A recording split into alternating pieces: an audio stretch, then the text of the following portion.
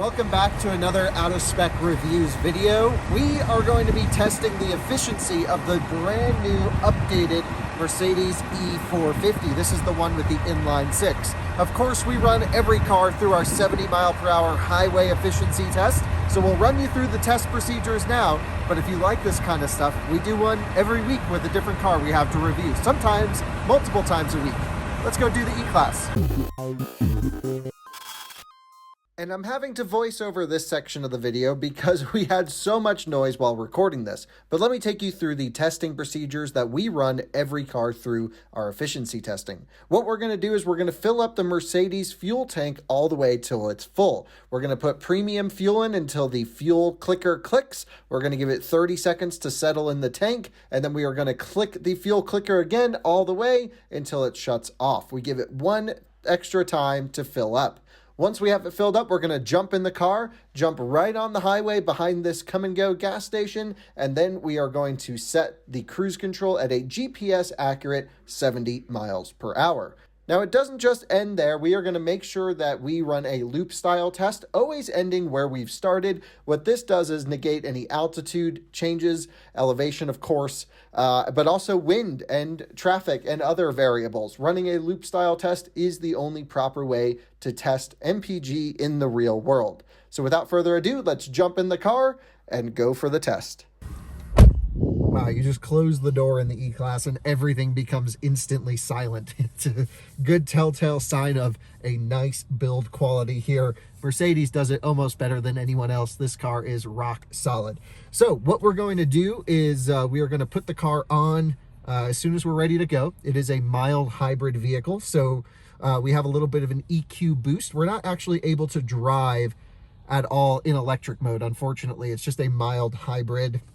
Little pancake motor, I think 180 pound-feet of torque at wide open throttle. It can help, and maybe like 20 or 30 horsepower.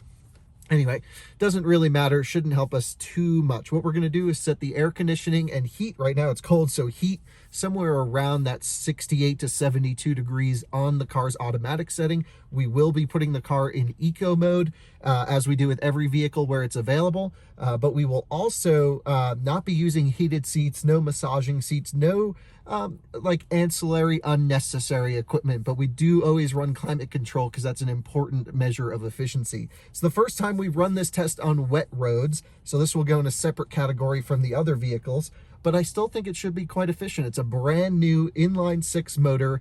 The AC compressor, all of the accessories are run off the mild hybrid system instead of off a serpentine belt off the motor, so it should be a little bit more efficient that all of that is electrically powered.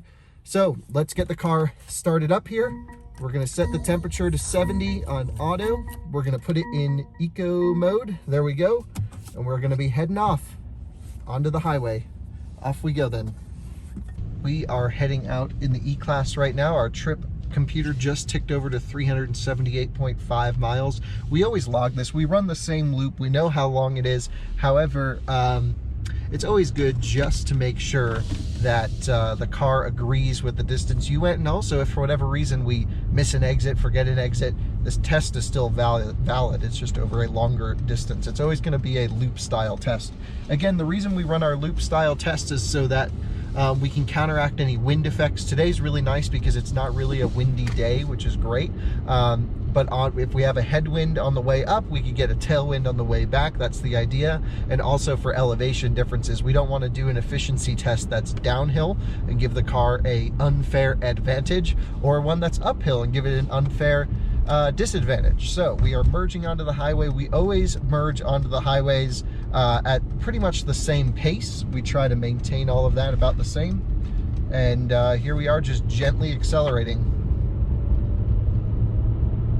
This inline six motor, super smooth, really great. I wouldn't say it's as smooth in the high RPMs as some of the BMW straight sixes, but man, is it close. And it is way better than the older Mercedes inline six engines for sure. So what we're gonna do is just try and carve our way through traffic here, find ourselves our own gap, because what we don't want to do is what we're doing right now, which is getting stuck behind trucks. Of course, it happens at least once or twice on every efficiency test, so it kind of evens out, but we really want 70 miles an hour locked in with no aero advantage. So let's go up to Wyoming. We'll get our way through this little traffic gap. We'll be off in Cheyenne. Well, cruising here on the highway, you know, this stretch of road in particular is really a loud pavement, but it's actually really quiet here in the Mercedes compared to some other vehicles that we've tested.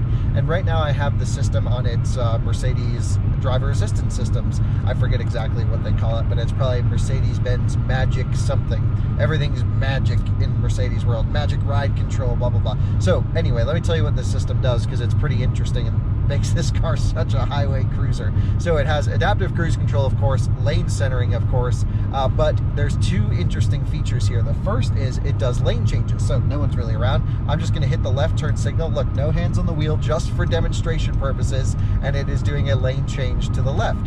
You know what? My Tesla doesn't even do that because I didn't spend the $10,000 for full self-driving, which won't ever be full self-driving, I think. Anyway, that's really neat. I like this feature a lot. Also, the steering wheel is not looking for torque when you're touching it. It's a capacitive steering wheel. So all you have to do is lightly graze the wheel and it knows that you're touching it. I think that is really neat. Very few cars have this. For example, we just had Copilot 360 in the F-150 Limited. You would have seen this video already go up. And in that truck, the driver assistance system is awesome, and it has eye tracking, but it's not enabled yet. So what you have to do is touch the wheel, but it's not capacitive. You actually have to turn the wheel to tell the car that, hey, you're paying attention. And here in this car, this capacitive touch is just so nice and gentle. And also the car is just great at keeping itself in the lane. It's just locked in. I have it on the driver assistance view, which makes it look like I'm a cockpit in an airplane. Really neat, and just a comfortable cruiser. So we will check in at the halfway point when we get off the exit in Cheyenne to loop back this way. We are just reaching our halfway point, and we will be exiting here at exit 7 in Cheyenne, where we always exit. And I always mention this, but the thing that I love about this exit is that it's a free-flowing left turn. And so you guys have commented with the exact name of the type of interchange. Of course, I don't remember what that is still, but I'll get there eventually. So right now we are decreasing in speed. Let's take a look. I'm going to exit out of this menu here, because what the car will do as we start to slow down is it will automatically actually just shut the engine off and do like a coast down to 0. Now we're not coming to a full stop here, but we'll see if it does decide to shut off, because we do have to wait. Yep, it's shut off, and we're not even stopped, and that's part of the EQ system, that it will just idle, or should say just shut the engine off on your way down to a stoplight. And so here, the nice thing is we have no lights. It's just a free-flowing merge onto the highway, onto I-25, heading in the opposite direction. It's 27 degrees up here.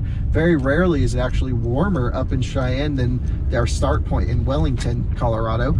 And gentle acceleration as usual back onto the highway. Gonna lock it back in at a GPS accurate 70, which Mercedes in our testing have always been extremely accurate on the speedometers.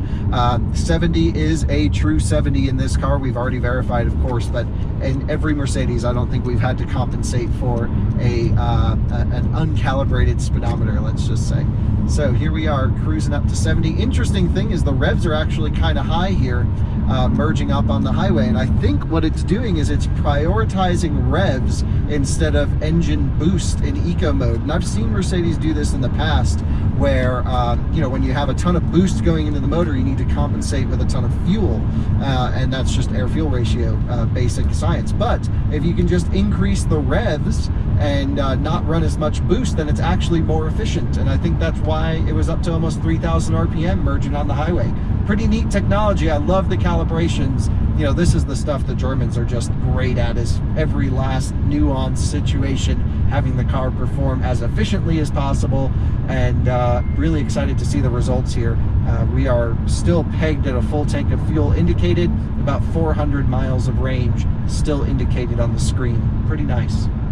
We are back in Wellington. We are just exiting off the highway here, so I've canceled cruise control. The car is actually just shut off completely. It's sailing right now. The engine's off. We're doing 67 miles per hour. As soon as I hit the brakes, it does turn on to assist with engine braking, but I think that's such a neat feature that with all these mild hybrid systems, not only will they shut off when you're coasting to a stop, but if you just let off on the highway, they just shut off altogether. Again, this car won't provide any power to the wheel wheels unless the combustion engine is on. It's not like a traditional series hybrid where the battery pack can actually assist in moving the vehicle. So off we go back to the original gas pump that we have used, and see how much fuel this thing has clobbered up here. We're up to 442 miles projected on the tank of fuel remaining. You know, we ran this car through a lot of performance testing up in the canyons the last few days, used a lot of fuel. So now as we're being more efficient cruising on the highway,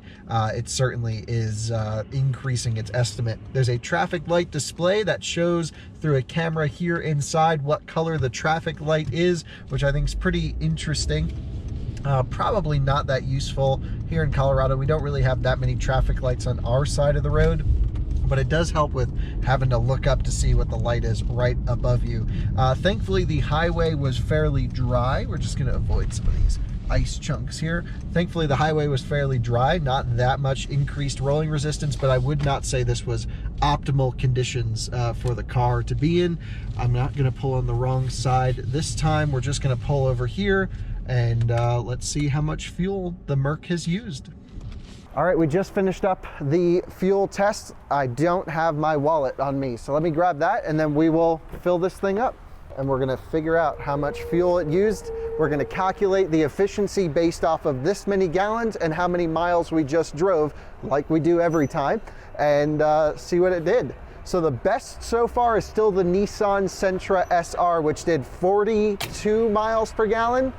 This is not going to be far off. This is going to be in the 30s, I think. All right, let me get a 30-second timer, and then we're going to top it up all the way. Should have been ready for this, so it doesn't matter. I mean, it's okay if we're over 30 seconds, I should say. We are going up right now. As soon as it hits 30, we're going to go wide open on the nozzle again, just like we did when we filled it up, and that should give us an accurate estimate of how much fuel went through this system and out the exhaust. 30 seconds has passed. Here we go, wide open, and the final count is 1.81 gallons to travel. I forget the exact distance, we'll have to look. I think 57.5 miles, something like this. Let's take a look, and we'll do the calculations in the car where it's warmer. 378.4. So we're gonna take this number here, 436.8 minus 378.4, and that leaves us at 58.5 miles, roughly 58.4. I'm trying to remember if we used 58.5 or 58.3. Anyway, we'll just do what the car says we did, because Mercedes is pretty well calibrated. 58.4 miles divided by 1.81 gallons is 32.3 MPG cruising on the highway in cold temperatures on snow tires in northern Colorado with a wet ground in some places, but not many. Pretty efficient, I'd say, for highway cruising.